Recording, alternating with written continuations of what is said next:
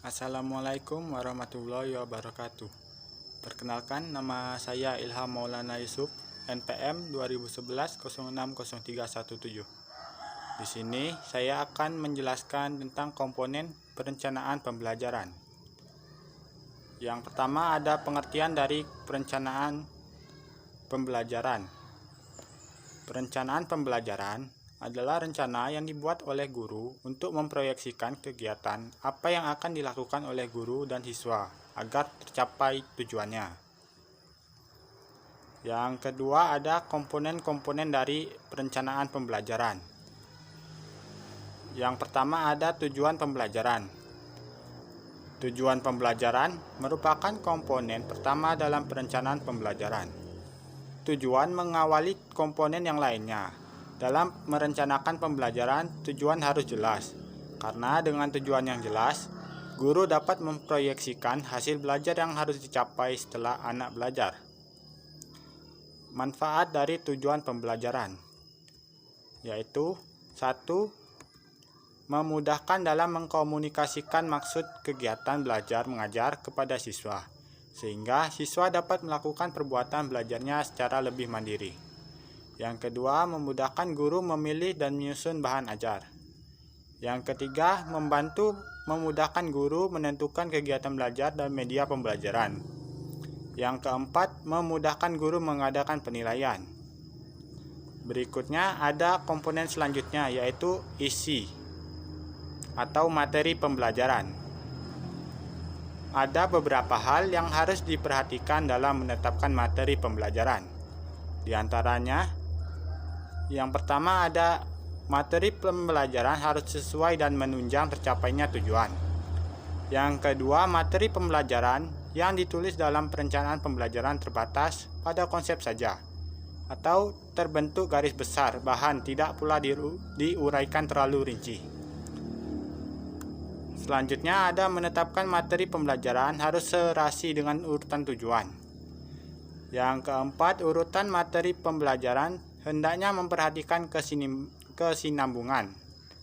Yang kelima, materi pembelajaran disusun dari hal yang sederhana menuju hal yang kompleks, dari yang mudah menuju yang sulit, dan seterusnya. Sifat materi pembelajaran ada yang faktual dan ada yang konseptual. Untuk komponen selanjutnya ada kegiatan pembelajaran. Dalam merancang kegiatan belajar, kegiatan harus dirumuskan secara jelas dan rinci. Hal-hal yang perlu dipertimbangkan dalam menetapkan kegiatan belajar mengajar adalah sebagai berikut. Yang pertama, kegiatan harus berorientasi pada tujuan. Yang kedua, kemampuan yang harus dicapai anak adalah melalui praktik langsung. Yang ketiga, kegiatan pembelajaran harus sesuai orientasi pada perkembangan.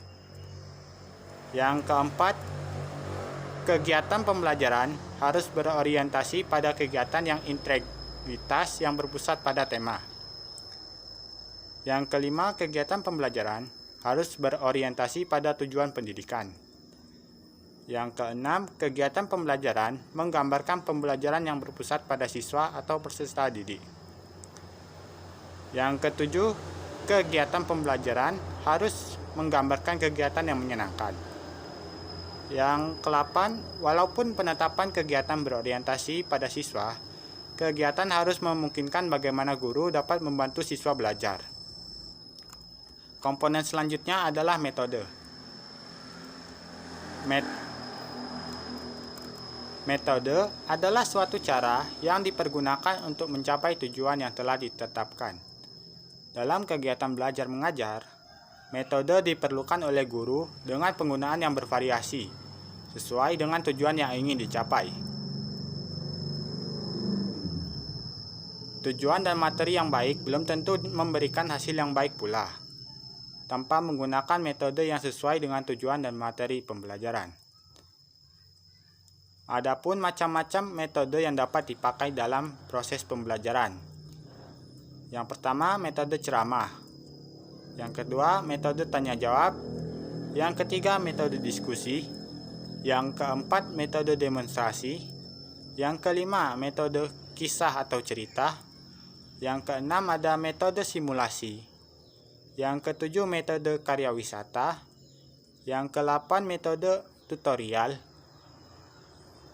9 metode suri teladan. 10 pengajaran tim atau team teaching. 11 metode praktek. 12 metode kerja kelompok. 13 metode penugasan. 14 brainstorming. Komponen selanjutnya ada media dan sumber belajar.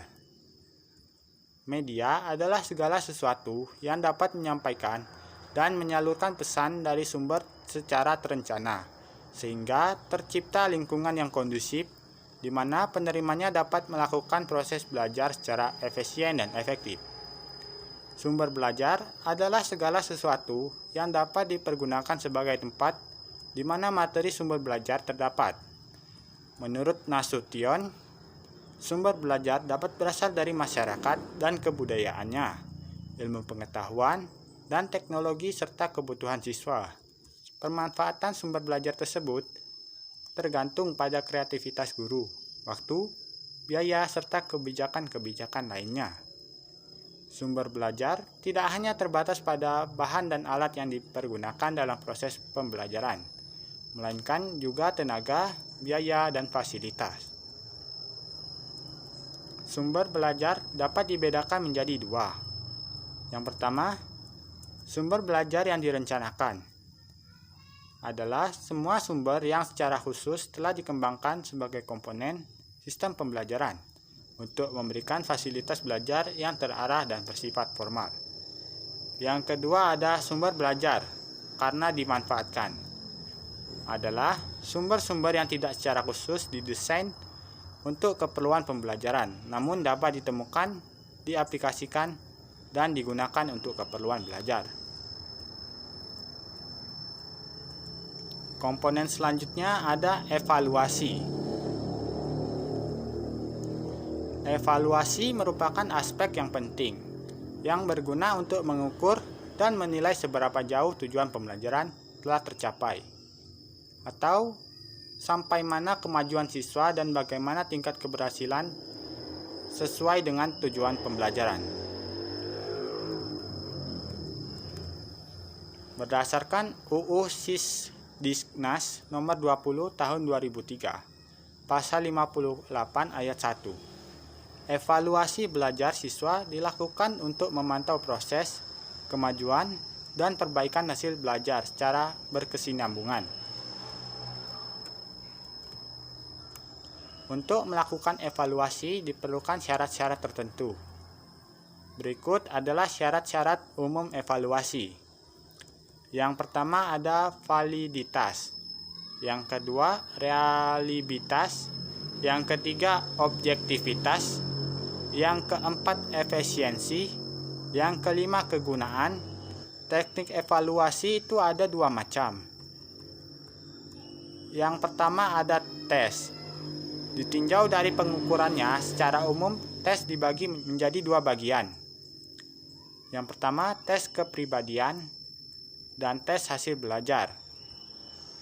Ditinjau dari fungsinya, tes dibagi atas 4 jenis, yaitu tes penempatan, tes formatif, tes diagnostik, dan tes sumatif.